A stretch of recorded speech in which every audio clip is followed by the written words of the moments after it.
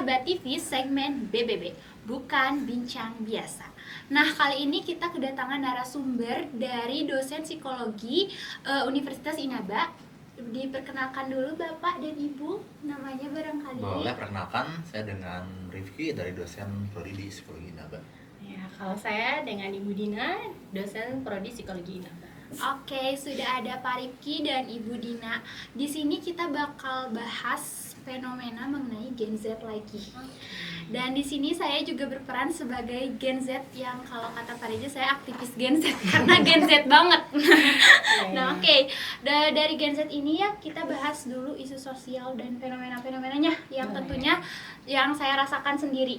Nah, Gen Z ini kan generasi yang sangat sangat banyak terpapar informasi dari teknologi, media dan lain-lain. Sehingga yang saya rasakan nih dari banyaknya informasi yang saya dapatkan dari media sosial maupun itu positif ataupun negatif itu sangat mempengaruhi mental saya. Nah, contohnya kayak gini. Misalnya dari selebgram nih. Selebgram tuh menampilkan banyak sekali kesenangan-kesenangan yang dia rasakan kan. Kayak dan itu tuh selebgram tidak satu dua. Jadi banyak sekali. Sehingga dari diri saya secara tidak sadar menumbuhkan standar tersendiri bahwa saya harus bahagia seperti itu dan lain-lain.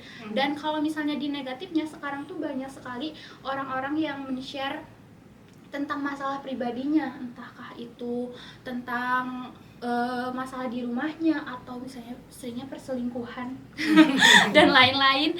Jadi itu juga membuat saya trust issue kalau bahasa Gen Z-nya. Jadi padahal saya tidak mengalami itu tapi saya ikutan merasa tidak percaya dengan orang lain karena banyak sekali informasi-informasi yang saya dapatkan seperti itu. Nah, menurut Ibu nih, karena kan Gen Z tuh banyak yang dibahas dari mulai sisi pekerjaan dan lain-lain. Nah, menurut Ibu dan Bapak nih sebagai tenaga pendidik gimana sih tanggapannya yang ikut serta menghadapi Gen Z? Oke, ini sekalian curhat ya. Oke. Iya, curhatan hati ya. Sebenarnya kalau misalnya kita lihat dampak itu pasti ada positif sama negatif, ya kan ya. Positifnya bahwa segala informasi, segala komunikasi atau media tuh bikin mempermudah kita, Iya, betul. ya kan. Apalagi yang main selebgram segala sesuatu kayaknya didapatkan dengan mudah kayaknya ya, jadinya jatuhnya atau kita sering melihatnya flexing. Kayaknya hidup orang tuh seneng selalu gitu karena yang memang mereka ingin berikan bahwa ke media tuh adalah yang baik-baiknya aja. Padahal di balik itu proses merekanya pun nggak pernah kan gitu kan. Makanya bahwa orang tuh kayaknya gampang banget ya jadi kaya, jadi terkenal, segala punya. Enggak gitu. Kenapa saya kok nggak maju-maju gitu ya. Nah, tapi di situ sisi yang buruknya itu adalah itu dia bahwa kalau namanya media sosial kan cuma hanya melihatkan yang baik-baiknya aja, nggak tahu prosesnya berjuangnya dia sampai kayak gitu tuh apa. Nah, itu yang miss ya, yang nggak pernah dilihatkan bahwa di media sosial, dan jadi bikin kita tuh kok kayaknya gini doang, padahal namanya proses hidup orang tuh beda-beda ya, proses perkembangannya orang, bagaimana dia bisa jadi sukses atau misalnya dari pendidikannya seperti apa, itu semua orang pasti berbeda-beda dan punya prosesnya masing-masing. Tapi dengan adanya media sosial yang karena semua bisa lihat, jadi kayak merasa kok kita gini aja, padahal proses itu yang lebih penting, bahwa jalannya yang dijalani itu tidak salah gitu. Karena banyak juga ya kayak yang flexing tahu-tahu geningan ya, kalau misalnya Sundanya ya, wah ternyata caranya nggak baik gitu ya, tapi kan itu nggak pernah dibuka di media sosial, dan itu yang jadi stres. Atau misalnya mudahnya generasi Z aware akan mental health, tapi mental health tuh bahwa kita tuh harus sehat loh, lingkungan tuh harus mendukung. Ya, kalau misalnya kita gurunya nih atau dosennya nih yang nggak mendukung mental health, padahal satu sisi bahwa lingkungan itu memang berpengaruh, tapi sebenarnya pribadinya sendiri. Ya, lingkungan mau sejahat apapun, karena namanya lingkungan kita nggak bisa kontrol. Yang bisa kontrol adalah diri kita sendiri. Berarti bagaimana kita kuat menghadapi segala lingkungan, segala kondisi. Ada hal-hal yang tidak bisa kita kontrol gitu ya. Dan lingkungan itu paling yang tidak bisa dikontrol. Yang bisa dikontrol itu diri kita sendiri. Nah, kita sendiri aware akan mental health itu bagaimana kita ngontrol emosi, ngontrol pikiran kita, overthinking apalagi yang namanya anak sekarang kayaknya disenja-senja gitu ya. Kayaknya memikirkan masa depan indah sekali, terus memikirkan kenapa saya masih di sini-sini aja gitu. Padahal overthinking ini memang sebenarnya normal untuk anak remaja, apalagi transisi ke dewasa. Tapi untuk mengontrol sampai di mana kita harus sikap kita dalam mengontrolnya itu bahwa tetap menjalani proses yang memang tidak sama dengan orang lain. Seperti itu ya. Pastinya beda-beda ya. Ya. Jadi pengaruh kesehatan mental itu bukan hanya dari faktor lingkungan, tapi diri kita sendiri, cara kita mengontrol. Gitu. Jadi keterampilan mengontrol itu ya, mengontrol lingkungan, diri kita, terus istilahnya kayak mental kita, bagaimana kita menghadapi segala situasi, entah itu pertemanan, Ya. entah itu sekolah, pendidikan, ataupun nanti di lingkup pekerjaan.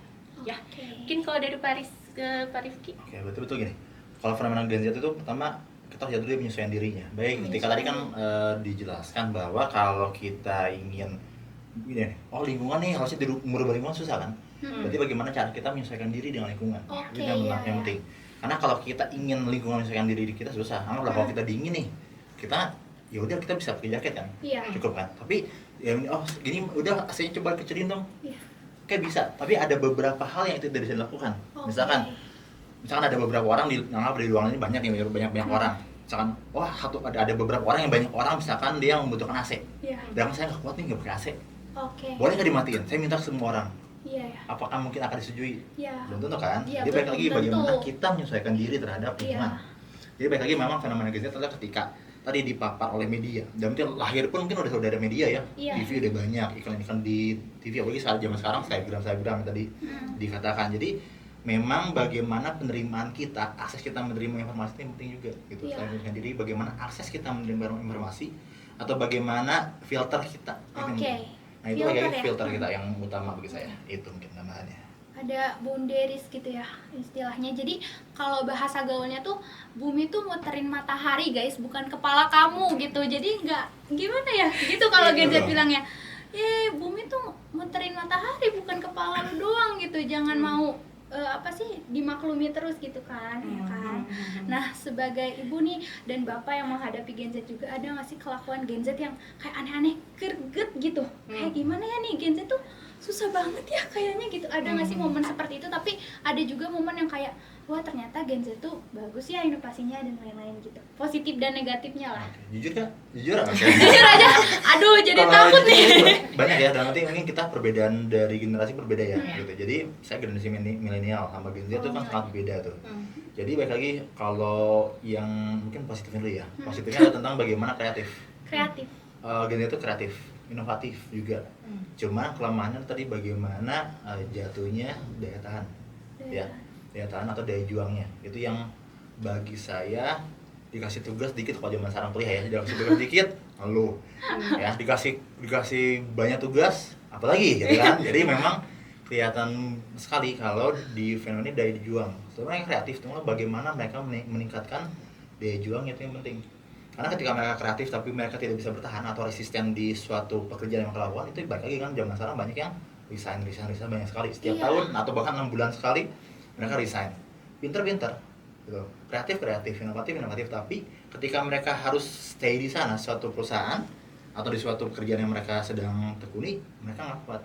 Iya betul. Gitu. Jadi baik lagi kreatifnya ada, tapi bagaimana kita meningkatkan daya juangnya supaya mereka bisa bertahan terhadap suatu pekerjaan atau sesuatu yang sedang mereka lakukan, itu yang penting juga. Iya, tapi saya juga sebagai Gen Z ya mengakui hal yang Bapak ucapkan tadi. Jiwa juang kita tuh sangat-sangat ya rendah, cenderung tidak ada gitu ya. Soalnya saya juga kerja tuh, terus kayak wah nih bosnya toksik nih, kita ngomongnya gitu kan. Lingkungan kerjanya toksik, udahlah mending resign aja gitu. Jadi kita lebih peduli terhadap terhadap kesehatan mental kita daripada misalnya kebutuhan dan lain-lain tuh kadang kita pikirkan ke belakangnya gitu. Jadi kita lebih peduli kesehatan mental aku lebih penting nih. Aku pantas mendapatkan lingkungan yang positif. Jadi kadang-kadang gitu. Jadi sebenarnya Bapak ngomong gitu kok agak mirip ya sama fenomena yang saya alami mungkin ya. Iya, tersendiri kayak deg gitu. Oke. Kalau dari Ibu tadi baru positifnya ya? Negatifnya ada daya juang tadi ya. Daya juang. Oh iya benar, daya juangnya rendah. Kalau saya mungkin menambahkan kenapa kreatif, memang iya kreatif, inovatif karena segala informasi, segala sesuatunya lebih mudah. Kayak bikin coding ya. Dulu kan memang harus bersekolah. Kalau sekarang kan di tempat les, bahkan ada yang otodidak. Ya kan? Anak-anak SD udah bisa bikin sesuatu yang bisa buat games, bisa buat komik. Itu sebenarnya kreatif yang memang bisa belajar sendiri karena medianya mudah. gitu. Tapi ada satu sisi yang kurang, itu adalah kontrol ya. Kalau saya bilangnya itu bagaimana penerimaan mereka ya, kontrol bahwa mana yang boleh dan enggak gitu ya, dan bagaimana orang tua pun mendidik bahwa mana yang boleh mana yang enggak, bahwa bijak memakai media sosial itu yang kadang terlewatkan ya gitu. Bahwa media sosial itu boleh banget, kayak misalnya sekarang nggak mungkin lah anak SD anak kecil nggak pakai handphone ya. Iya benar. Tapi bagaimana orang tua memberikan informasi bahwa bijak pakai handphone itu berapa jam ya waktunya, screen atau time-nya diatur ya waktunya dan apa yang dilihat. Itu yang sangat benar. kurang, apa yang dilihat, karena ada banyak anak-anak yang memang melihat yang sebelum waktunya. Iya benar. Iya, ya kreatif oke, tapi ada beberapa yang memang jadi kemudahan yang negatifnya seperti itu. Dan karena mudah hingga jadi kurang ada energi, atau misalnya kalau dulu kita mau les apa sesuatu, harus datang dulu ke tempatnya. Bener. Terus iya kan, perjuangannya. Jadi, karena mudah ya udahlah. Iya, gitu. sekarang mau makan aja kita harus pergi ke warung. Sekarang apa? GoFood, ShopeeFood gitu, gampang, segala sesuatu tinggal diantar. Nah ini kan jadi udahlah mager, ya kan? Mager, mending di rumah tiduran aja juga segala sesuatu bisa kita dapatkan. Nah hal ini yang akan mempengaruhi daya juang anak-anak. Ya kan, bahwa segala sesuatu gampang kok. Nah, gampang ini jadi tidak ada punya energi bahwa biasa segala sesuatu dengan usaha, dengan motivasi, karena apa-apa mudah gitu. Dan di satu handphone aja, satu device aja tuh kita udah bisa dapet ini dan lain-lain gitu. Iya, ada bagusnya memang anak mulai sekarang udah kenal handphone, tapi ya itu dia bahwa untuk bijak menggunakannya pun kadang memang itu yang terlewatkan oleh orang tua. Beberapa orang tua, saya bilang nggak semua, karena makin sini orang tua makin melek ya akan bijaknya untuk menggunakan media sosial. Tapi yang masih kurang ya itulah jadi kelemahannya, bahwa anak segala-gala mudah ya. Misalnya nonton pun mungkin kalau misalnya kita bilang YouTube gitu ya, YouTube kan ada durasi, tapi kan kita bisa nonton yang shortcutnya ya, yang segala sesuatu tidak mudah, tinggal set nggak suka lewat. Nah kadang beberapa kondisi saat mereka tidak suka, mereka lihat ya udah lewat saja, ya kan, padahal benar. Ya kan? Jadi kalau di sekolah ada pelajaran yang sulit, ya udah nggak dianggap gampang kok. Iya kan? Bener. Jadi segala sesuatu jadi mikir yang aku suka aku jalani, yang tidak suka aku tidak jalanin. Nah hal ini jadi ngerasa ya bahwa namanya sekolah kan harus semua kita jalanin ya. Tapi mereka udah gampang, usah nggak peduliin. Nah itu kan kadang jadi secara tidak langsung ya, karena terus menerus tanpa adanya kontrol dari orang tua, itu yang jadi loss dan yang jadi membuat daya jualnya rendah pun. Iya benar. Gitu. Karena sekarang tuh banyak video-video pendek ya, kayak 15 detik doang. Terus aku scroll. Aku juga merasa ini sangat mempengaruhi aku. Jadi kayak aku tuh apa-apa harus cepet gitu. Harus cepet, kalau enggak tuh aku udah kayak udah aku nggak mau. Jadi ya bener, jiwa juang aku sangat rendah gitu. Udah nih. Jadi ini gitu jadinya aku mau menangkap informasi itu karena lama tuh jadi nggak jadi gitu, karena akunya nggak sabar. Jadi bener ya, peran orang tua juga penting gitu ya dalam pergeseran masa dari generasi sebelumnya ke generasi Gen Z gitu. Orang tua juga menyesuaikan nih anak-anaknya kayak gimana, harus dikontrol apa yang dilihat, informasinya ya yang didapat oleh anaknya gitu. Nah kan kalau misalnya sekarang nih kita apa-apa mudah ya, apa-apa di handphone, dan hampir semua orang punya handphonenya masing-masing. Dan dimana berarti itu memunculkan sifat individualisme ya kan Bu. Kalau misalnya kita sekarang pegang HP sendiri bisa mudah gitu. Kadang-kadang kan generasi sebelumnya itu kalau misalnya mau mendapatkan sesuatu berkelompok ya, bekerja sama. Sedangkan karena Gen Z ini semuanya mudah, jadi mereka bisa melakukan hal itu sendiri, termasuk saya. Saya juga kadang-kadang sangat kalau misalnya tugas tuh jujur lebih suka individu gitu, karena ya udah saya kerjakan sendiri, mau saya kayak gini tuh sesuai gitu. Sedangkan kan kalau misalnya berkelompok tuh saya harus mengerti pikiran orang lain dan lain-lain yang tentunya tidak sama ya. Nah Gen Z itu yang saya baca memang cenderung tidak mau berkolaboratif. Nah menurut Ibu kira-kira nih dalam pendidikan, kalau tidak mau kolaboratif itu kira-kira cenderung bagus kah atau misalnya enggak? Ada bagus minusnya ya, maksudnya minus plusnya, bahwa kalau misalnya memang kalau bekerjanya harus individual, atau misalnya kita bekerja di suatu kondisi yang memang harus individual, itu sebenarnya penting ya, maksudnya jadi positif. Tapi kalau misalnya kita bekerjanya memang harus bekerja tim dan kita nggak mau berkontribusi dalam tim, itu yang akan menjadi menghambat. Jadi kayak misalnya handphone, sebenarnya kan handphone itu adalah mendekatkan yang jauh, tapi malah kebalikan ya, menjauhkan yang dekat. Karena sibuk handphone, yang dekat nggak dianggap karena sibuk handphone. Nah negatifnya itu, positifnya adalah mendekatkan yang jauh. Nah Kalau misalnya di kelompok mungkin ya harusnya bagaimana kita diskusi, kita menemukan pendapat-pendapat, ide-ide, tapi jadi fokus aja ke handphone masing-masing, itu kan jadi nggak mengalir dengan seharusnya. Kelompok itu seperti apa terjadi pada mahasiswa, bagaimana kalau namanya tugas-tugas kelompok macet ya, Bu, yang ini nggak bisa dikomunikasikan, Bu ini di WA-nya nggak lancar gitu. Nah ternyata bahwa media sosial itu nggak selalu harus, atau misalnya nggak selalu melancarkan segala sesuatu gitu pasti kan. selalu ada hambatan komunikasi. Ya, nah itu dia. Nah jadi sebenarnya kalau yang jadi saya gitu, mahasiswa harus seperti apa, saya bilang ya harus kontribusi apapun itu, maksudnya ataupun mau media sosial ataupun langsung.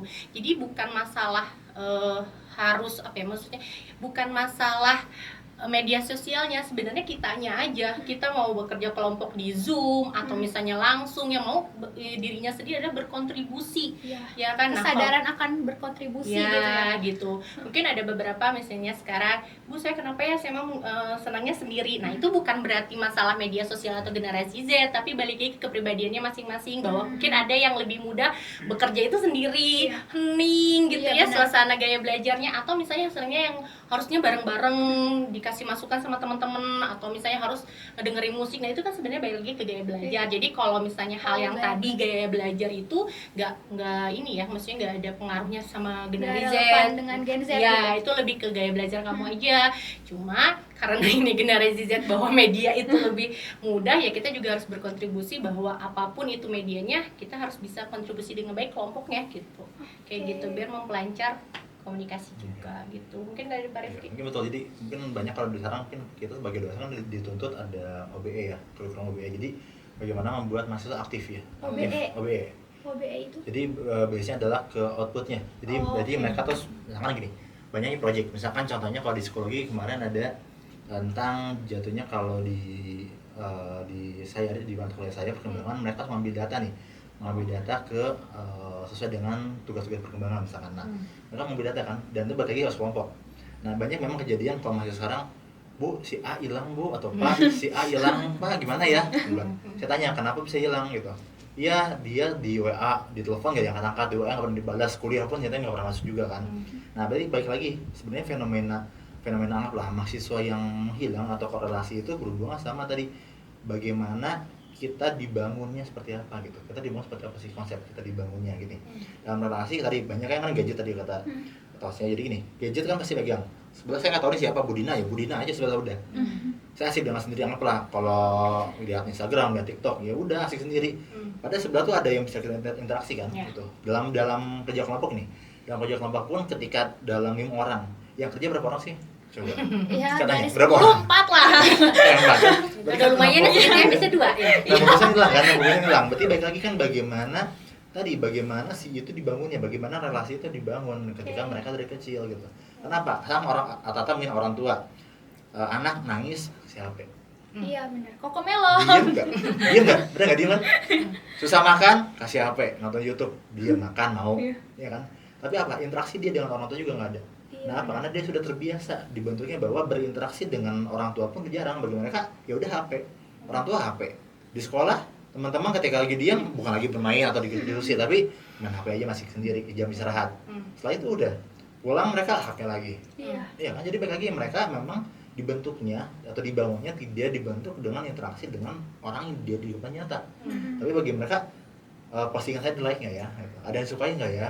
Di komen nggak ya? Itu sibuk dengan dunia virtual gitu ya. Tapi ketika mereka berinteraksi, pada bingung mau ngobrolin apa ya? Tapi kalau di chat, panjang. Iya benar-benar. Kalau di chat panjang, tapi pas lagi ngomong biasa, aduh. Apa ya? Gitu kan? Canggung ya? Canggung apa? Karena mereka tidak terbiasa dari kecil, gitu. Dan balik lagi, memang dari pola asuh itu akan berpengaruh. Di pendidikan pun, di lingkungan sekolah pun sama. Sekarang anak SD jadi pakai HP kan, gitu. Mereka asik misalkan TikTokan terus kayak joget-joget segala macam. Setelah itu mereka apa sih? Nggak ada kan, mereka sibuk dengan HP sendiri. Oke, jogetnya bareng-bareng nih berlima. Setelah itu udah mereka sibuk sendiri. Udah. Iya benar. Interaksinya ketika mereka ada tujuan. Kalau mungkin zaman saya ketika interaksi, saya perlu apa, nggak perlu apa, saya tetap berinteraksi. Kalau sekarang saya butuhnya apa ya saya interaksi. Tapi kalau saya nggak butuh, saya nggak usah interaksi. Ya kan? Jadi itu yang memang kita dibangunnya bukan berinteraksi secara langsung. Iya, secara virtual gitu. Kenapa kalau kita di chat kan salah edit nih. Oh iya ya bisa. Kan? mau diposting, saya baca dulu ya, apa yang kurang apa ya, bagusnya apa, Iya. udah edit. Kalau kita berinteraksi kan nggak bisa edit. Kalau ngomong udah anggaplah ngomong bahasa kasar atau bahasa yang tidak menyenangkan. Kita maaf saya mau diedit dulu nggak bisa kan? Bisa nggak? Udah Iya kan? didengar, udah Iya. telat. Jadi bagaimana cara kita kan berinteraksinya? Jadi memang nggak dibangun oleh itu kita tuh. Berarti Yang interaksi juga apa ya, suatu kemampuan ya yang harus Betul. kita biasakan gitu. Kalau misalnya kita biasanya virtual, interaksinya saat realita ya gitu kaku, nggak bisa nyambung gitu ya. Berarti kan seperti tadi peran dan pola asuh orang tua itu penting, sedangkan orang tua kita kan kebanyakan bukan dari generasi yang sama, dari generasi milenial lah kayaknya, atau enggak sebelum milenial apa ya, aku lupa. Nah itu gimana sih biar tetap pola asuhnya tuh cocok gitu sama Gen Z, cara mengatasi kesenjangan itu gitu dari generasi orang tua kita ke generasi Gen Z. Oke, satu doang. Mau belajar atau enggak? Oke. Orang tuanya. Iya. Mau belajar atau enggak? Kalau nggak mau belajar susah. Oke. Dasarnya kan dulu kayak gini pola asuhnya. Iya beda, gitu kan. Mau menyadari gitu ya. Kalau kita sadar bahwa anak kita tuh sudah berbeda gitu. Lingkungan berbeda. Kita harus menyesuaikan dengan lingkungan saat anak itu. Anggaplah saya dididik keras nih misalkan. Tapi saya nggak mungkin didik anak saya keras sama kayak saya, beda, nggak mungkin. Iya. Karena apa? Dia lingkungannya berbeda. Kita Oke. kerasnya pakai konsep yang berbeda. Tapi itu sama kita buat disiplin misalkan. Tapi dengan cara berbeda. Tapi kalau kita nggak mau belajar, udah saya marahin aja anak saya, udah. Oke. Anak nggak akan terima zaman sekarang. Gitu. Jadi bagaimana kita menegurnya pun itu juga saya di sana. Jadi bagaimana, baik lagi bagaimana kita belajar sebagai Iya. orang tua untuk bisa mengetahui tentang anak tuh seperti apa sih Iya karakteristiknya. benar. Jangan, dan saya kan kayak gitu dulu. Ya udah anak saya pun harus merasakan yang sama, nggak bisa. Oh iya, Gitu. harus memahami ya kondisinya tuh sudah beda lagi, tidak sama seperti yang dilalui orang tuanya lalu gitu ya. Oke, kalau dari ibu? Ya itu ya, nyambung aja kayak didiklah anak sesuai zamannya. Oke. Ya, jadi memang kita nggak bisa bahwa mendidik tuh sesuai dengan yang dulu kita. Jadi kita harus belajar, kedua juga kita harus memahami anak itu di posisi mana, tugas perkembangannya, bagaimana lingkungannya, karena lingkungannya akan beda sama kita kan. Oke. Kayak gitu. Ditambah juga bahwa kita tuh jangan sampai gini, dulu mama juga gini Oh loh. iya, Itu tuh membandingkan, jangan nge-compare. jangan pernah, karena zamannya beda Iya. gitu ya, zamannya beda gitu, dan nggak bisa. Terus saya juga ngasih informasi ya, tadi mungkin menyebutkan Cocomelon ya, kalau kalian tahu Cocomelon itu di YouTube tuh ada yang 18 plus loh. Jadi kita jangan terjebak kartun nih, kasih anaknya Iya, kartun colorful nih. Iya, lihat dulu umurnya Cocomelon itu ada yang 18 tahun ke atas. Dan kalian tahu videonya apa? Bahwa tidak ada ayah dan ibu, adanya ayah dan papa. Oh, Ini konsepnya. Ya, fase itu. Jadi ini juga rentan ya. Maksudnya satu sisi mungkin itu hak, lihat dulu di mana haknya gitu. Kalau misalnya saya rasa kayak misalnya kalau kita carinya nggak ada kok yang melegalkan itu secara agama gitu. Jadi jangan sampai, dan itu juga harus kita kontrol, jangan terpengaruh kartun tuh berarti buat anak, enggak. Iya, Semua berarti. kartun itu harus ada sesuai umurnya, dan bagaimana dia saya jadi ceritanya mendukung anak cita-citanya, terus dia jadi balet gitu Iya. ya gitu ya, jadi dia laki-laki terus dia jadi balerina gitu kan berarti ya. nyambung sama memfilter informasi Betul. tadi ya. Ya, memfilter. Jadi kita boleh mengizinkan, tapi kita juga memfilter. Jangan sampai zaman sekarang itu anak main ya main gitu ya. Kita misalnya nih sepupuan nih ya, di keluarga ketemu sama keluarga-keluarga, ya main silahkan anak-anak main. Bukan main kita main misalnya ya main apa ya, kalau misalnya main bunga, main boneka, atau misalnya main Lego atau apa. Enggak, main itu adalah main game bersama di handphonenya masing-masing. Nah, Iya, itu yang benar. kadang miris ya. Iya. Miris tuh maksudnya, ya ini anaknya kan main biar maksudnya tuh Iya. berinteraksi, terus punya apa ya, kemampuan terampil sosial ya, Oke. bagaimana dengan saudara-saudaranya yang berbeda umur, itu kan harus keterampilan yang diasah kan, Benar. stimulasinya. Bagaimana kalau rebutan boneka harus kayak gimana Iya, gitu, iya. bingung kan, karena anak zaman sekarang biasanya ya udah. Nah, tapi kan jadinya apa? Main game bersama ya, bukan bermain. Nah, itu dia yang memang harus kita kontrol, dan kita juga sebagai orang tua kita ya ketemu sama orang tua juga ngasih informasi gitu ya. Jangan ya udahlah biarin, namanya anak-anak lain, nggak apa-apa kita kasih informasi, tapi dengan yang baik. Jangan Iya, sampai benar. mudah tersinggung orang yang sebelahnya, apalagi keluarga kita. Iya. Cuma kita sama-sama menjaga ya kan, namanya mencegah itu lebih baik daripada Mengobati. mengobati. Mungkin saya segitu ya. Oke, sudah, apakah ada kata-kata untuk Gen Z kah atau orang tua sebagai kata-kata di penghujung acara podcast kita hari ini? Ada bener. Pesan-pesan. Kalau pesan-pesan jadi orang tua pertama adalah belajar, harus mau belajar, jangan merasa oh kita umur segini berarti kita udah tahu segalanya, enggak. Kita harus belajar dari segala situasi, kondisi, apalagi anak kita gitu ya.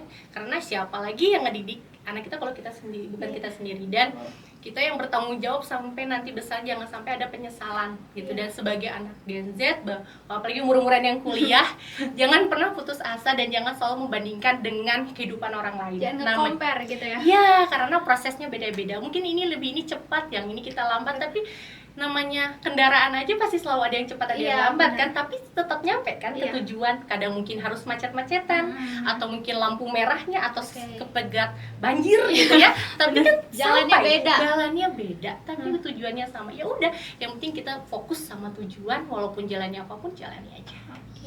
Mungkin dari Mbak. Saya dari kayak gini. Percaya proses. Jadi memang sekarang semua instan gitu. Apa-apa tadi yang GoFood segala macam. Lah kita buat mie instan pun langsung jadi enggak kan? Iya. Kayaknya kompor dulu, bener enggak? Masak. Tuangin aja dulu step by step.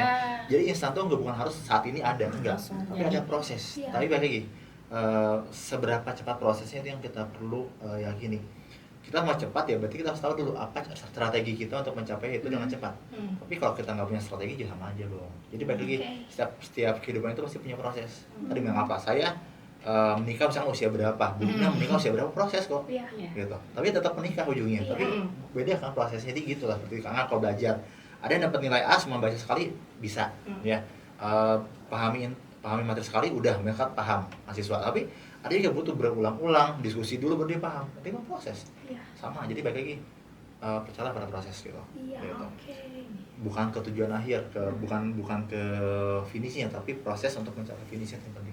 Terima kasih Ibu sama-sama. dan Bapak. Nah gitu nih buat Gen Z yang menerapkan standar-standar yang dibuat oleh media sosial, tenang aja, kata Bapak dan Ibu juga. Proses kita itu beda-beda, tiap individu itu beda-beda dan mengalami fase hidup yang berbeda ya, latar belakang dan lain-lain. Jadi kita peduli itu bukan ke tempat tujuannya, tapi cara kita nyampe ke tujuan itu ya. Kan kita juga beda kendaraan, beda tempat tujuan dan lain-lain. Dan tentu aja ini juga kita Gen Z itu tidak lepas dari peran dan pola asuh orang tua. Nah, buat orang tua yang punya anak Gen Z itu katanya jangan lupa dan mau belajar, mau mengerti kebutuhan dan kondisi anaknya yang tentu aja beda-beda gitu. Pengalaman itu memang guru terbaik, tapi karena pengalaman itu harusnya menjadikan kita lebih baik ya, bukan menyamakan pengalaman kita dengan anak kita. Seperti itu teman-teman, kita udah di penghujung acara podcast Inabar TV section BBB, bukan bincang biasa. Terima kasih untuk Pak Rizky dan Bu Dina. Dadah.